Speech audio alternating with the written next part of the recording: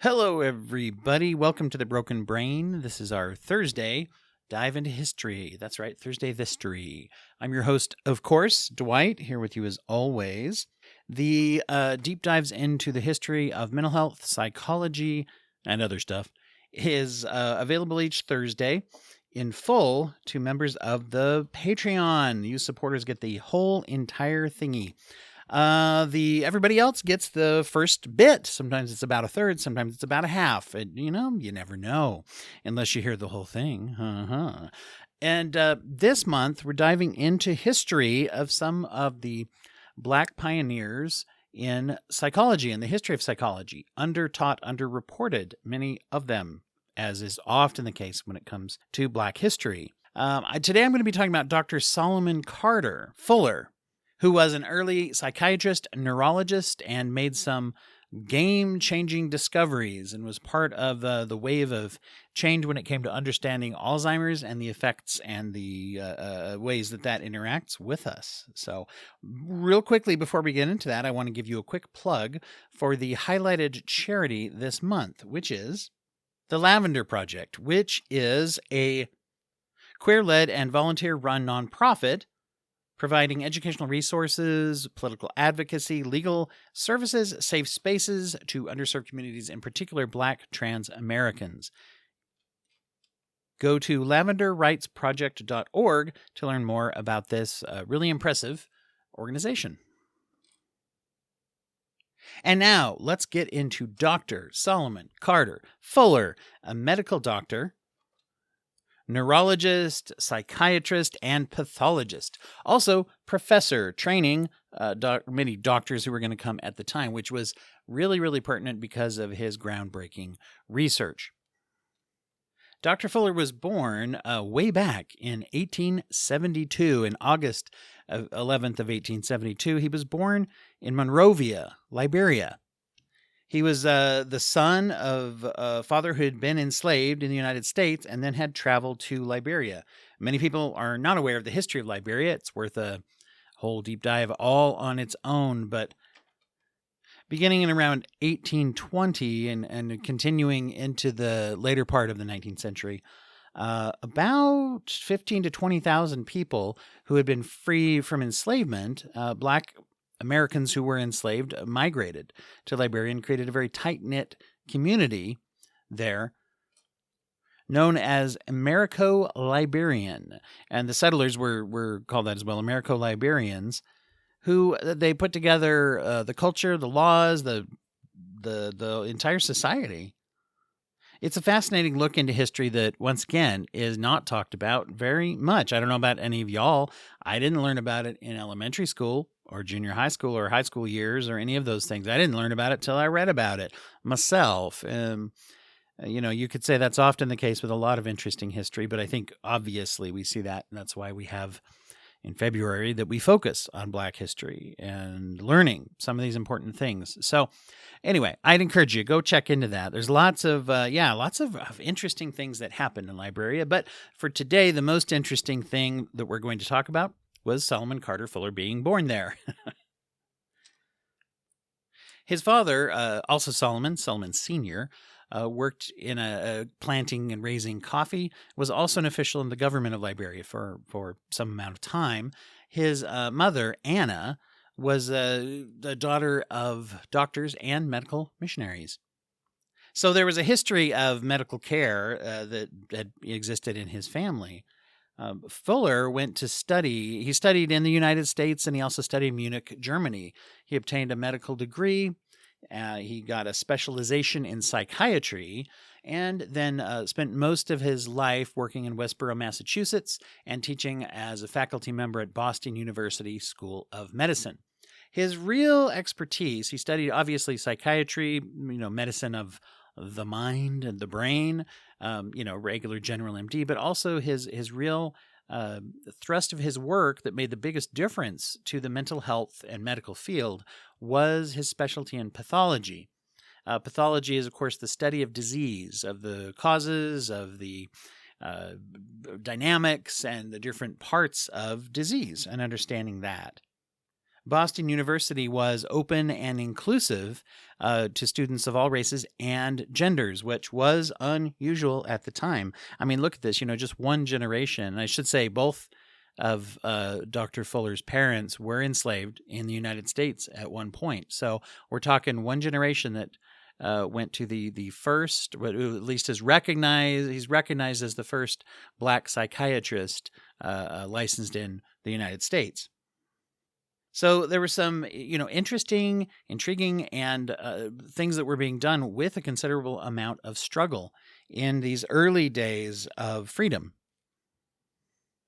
One of the interesting things that he studied was the neuropathology of what people still call it alcoholism. There's a lot of back and forth about the term of that. The medical term would be alcohol dependence, but those who had chronic alcohol problems, that he did study a lot about that. Interestingly enough, in the sort of evolving history of addiction, there was always a lot of back and forth about the idea of addiction being related to disease, and particularly a misunderstanding or a lack of knowledge of how it interacted with the brain and those types of things. Some of that was simply because it was hard to study it at the time. A lot of it, though, because of the difficulties in the study, addiction and alcohol use disorder, alcohol overuse behaviors, because addiction leads to such drastic and dangerous behaviors, became the purview of law enforcement for a long time. And it was definitely focused on more in enforcing laws around the ideas of behavior than it was getting as much of a thrust in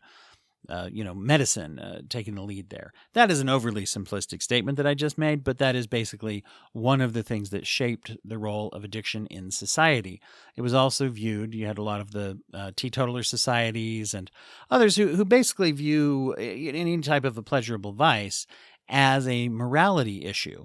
And when you frame something that has disease around it as a morality issue, well, I mean, that makes things pretty difficult to get support behind looking at it as medical treatment.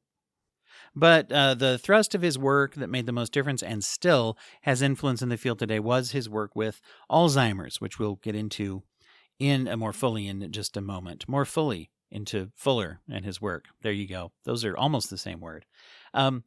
Interestingly enough, though, even though Boston University was inclusive of admission of students,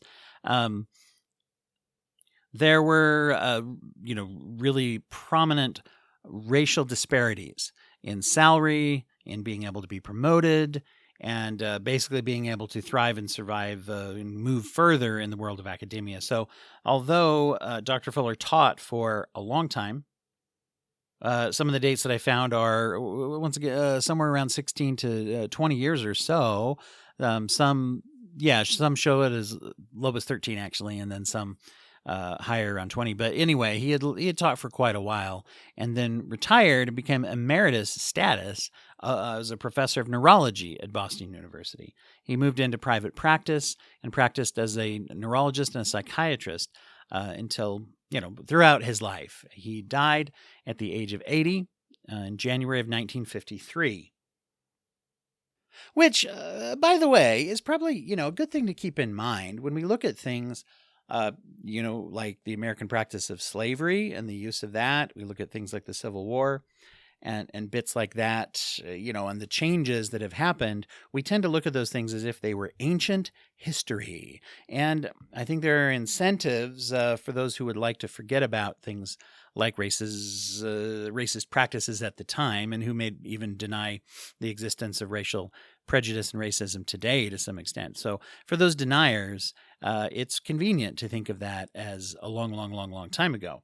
But, 1953, that's the year my dad was born, by the way. So you have someone here, a foundational psychiatrist and neurologist who, died the year my father was born, whose parents were enslaved. So, not that long ago, people. We needed to remember that as we look at the history of what things have been happening and how those things have changed over time. It wasn't that long ago. Fuller had 3 children in his life, and his wife was actually an artist and sculptor. Mella Val Warwick Fuller was her name.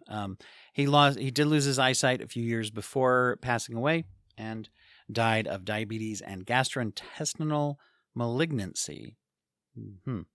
There is still a medical center in Boston named after him, the Dr. Solomon Carter Fuller Medical or Mental Health Center as well. It's part of the Boston Medical Center, which is related to the Boston University as well. So his memory is lived on in that way.